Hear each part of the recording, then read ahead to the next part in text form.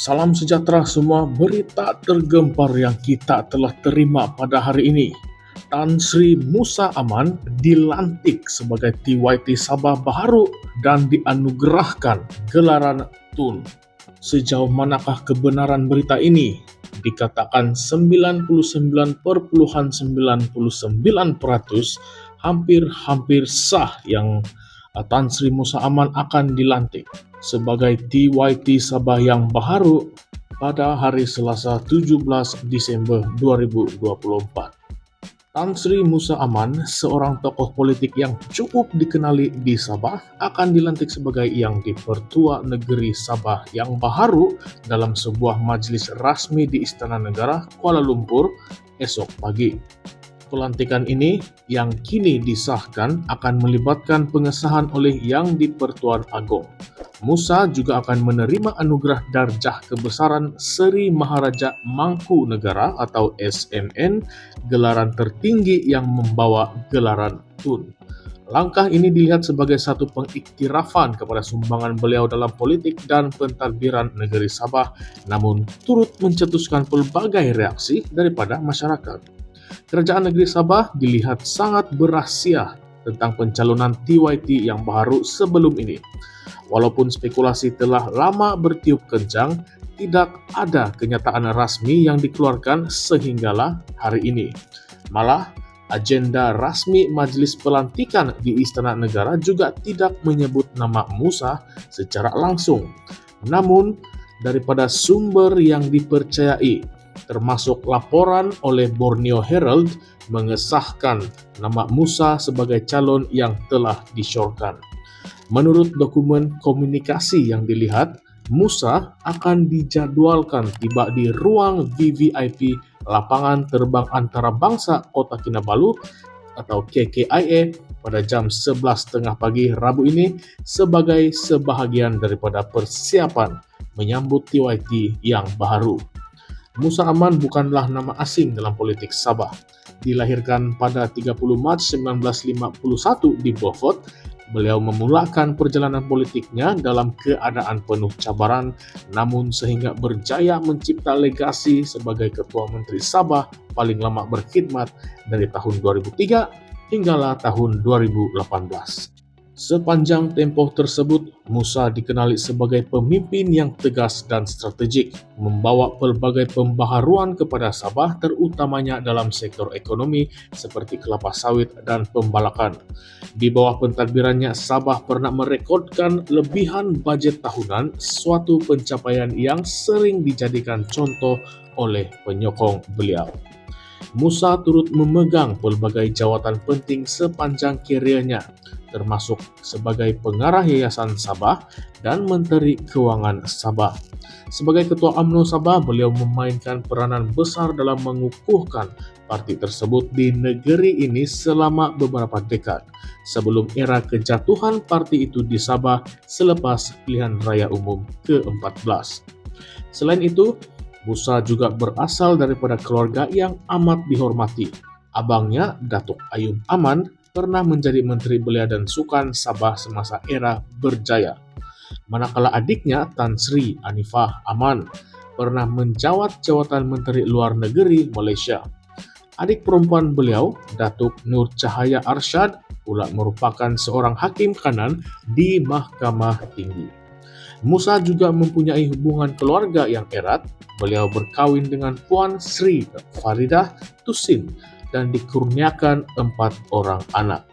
Namun, keluarganya turut melalui cabaran pribadi apabila salah seorang anaknya, Muhammad Hasyam, meninggal dunia pada tahun 2021.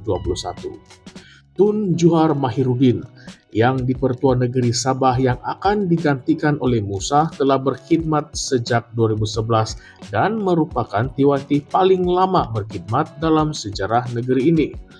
Tempoh beliau akan tamat pada 31 Desember 2024. Walaupun Juhar dikenang atas kestabilan yang dibawanya ke institusi TYT, penggantian ini menandakan peralihan penting dalam lanskap politik Sabah.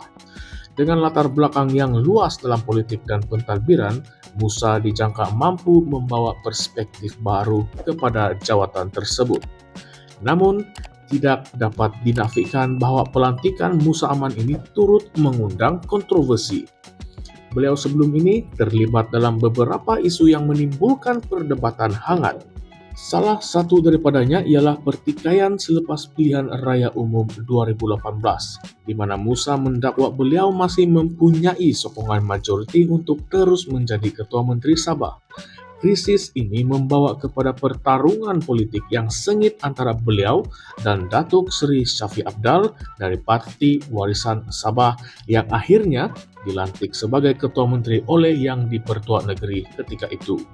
Selain itu, Musa juga menghadapi tuduhan rasuah pada peringkat antarabangsa yang berkaitan dengan pembalakan, walaupun beliau akhirnya dibebaskan daripada semua tuduhan tersebut. Dengan pelantikan ini, beberapa persoalan besar muncul. Adakah Musa Aman merupakan pilihan yang tepat untuk menjawat jawatan Yang di-Pertua Negeri Sabah? Bagi sesetengah pihak, pelantikan beliau dilihat sebagai simbol penghormatan kepada jasa beliau kepada negeri ini. Namun, bagi yang lain, sejarah kontroversi beliau mungkin akan mencemarkan institusi TYT yang seharusnya bebas daripada sebarang persepsi negatif. Selain itu, pelantikan ini turut mencetuskan perbincangan mengenai kesan terhadap lanskap politik Sabah. Sebagai bekas pemimpin UMNO Sabah, Musa mempunyai pengaruh besar dalam kalangan penyokong tradisional parti tersebut. Adakah pelantikan beliau akan memperkukuhkan hubungan antara Sabah dan Kerajaan Persekutuan atau sekadar langkah simbolik yang tidak membawa perubahan kepada rakyat Sabah? Tambahan pula, Musa akan menggantikan Tun Juhar yang telah memegang jawatan ini dengan penuh integriti selama lebih sedekat. Beban ekspektasi kini berada di bahu Musa Aman untuk meneruskan legasi tersebut. Persoalan lain yang tidak kurang penting ialah sejauh mana pelantikan ini mungkin menjadi sebahagian daripada strategi politik yang lebih besar.